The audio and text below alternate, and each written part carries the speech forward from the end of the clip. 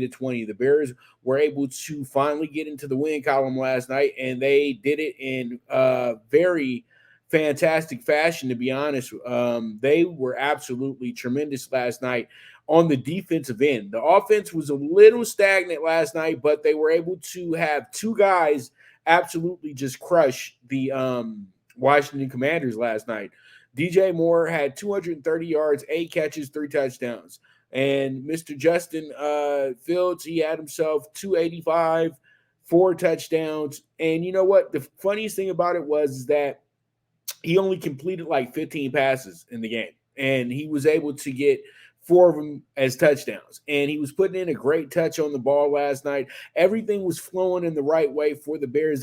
Their offense was absolutely in sync last night, but the defense was the calling card last night. Their defense got 5 sacks last night. And you know what? As I said before, the Bears can't win in any football games if they're not going to play any defense. And that's what reigned true last night. They went ahead and got 5 sacks and absolutely dominated in the fourth quarter when they needed to. And they had some big moments. And the funniest part about this game was they had 2 guys that had sacks for the season. And they had 2 sacks on the year. And then they're able to come into this game and get 5 sacks on Sam Howell. And against this offense, this is supposed to be a top 10 offense in the NFL right now because who they have is their offensive coordinator and Eric Bieniemy. But there was a lot of things I saw last night with Sam Howell that the Washington Commanders are going to have to evaluate. He might not be the guy for your future. I really feel like if they truly want to win games and compete to get into the playoffs, you're going to have to go get Jacoby Brissett to do that. When you have a guy like Sam Howell, he's a rhythm guy. He's a flow guy. And if the rhythm and flow's not going the way he wants it to, he's going to start reaching. He's going to start doing things that you should not be doing as a starting quarterback. You saw that last night. And I know folks will argue, and I even looked at the stats to make sure I was on point with what I'm talking about with you guys. Yes, he threw for 388 yards last night. He threw for 2 touchdowns. That's when you look at those numbers, that's absolutely tremendous. But he got sacked 5 times. He threw an interception last night as well, too, again. And for the season now, he has 6 interceptions. He came into the game with more interceptions than he had touchdowns thrown.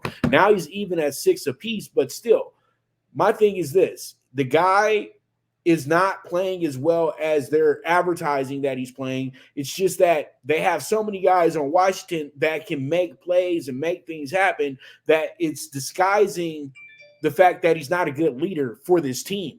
And at the end of the day, it's all going to be revealed fairly soon. But I know they looked at it and said, okay, they only had 3 days to prepare for the game. The Bears were desperate because they almost won their game on Sunday. The Commanders are coming out of a war with the Eagles, as I said before. And there was no way I could take the Commanders in that game last night because the Bears were pissed off. And the Commanders were more as, okay, now we got a square. Now we got an easy one. So we should go ahead and rough these guys up. And that's exactly how they played to start that game up. And the Bears did not get the memo at all. The Bears showed that they weren't a soft team. The Bears showed that the struggle is coming from an internal influx that they're having with each other. And that's because you have a coach that is not confident in himself. That's the problem. He's confident in his quarterback, but he's not confident in himself. And you can see that that's happening with his coordinators as well, too. Last night, they just say, stick to the basics. Let's go ahead and do what works and throw out what doesn't work. And that's exactly what happened last night for the Chicago Bears. They win the game 40-20. They look good. This doesn't mean that their season's about to make a turn. That just means that next week they'll be a little bit more confident going into that game, and bettors and people who are avid Bears fans will be a little bit more confident going into that game as well too. So we'll see how it goes. We'll see how it shakes out. We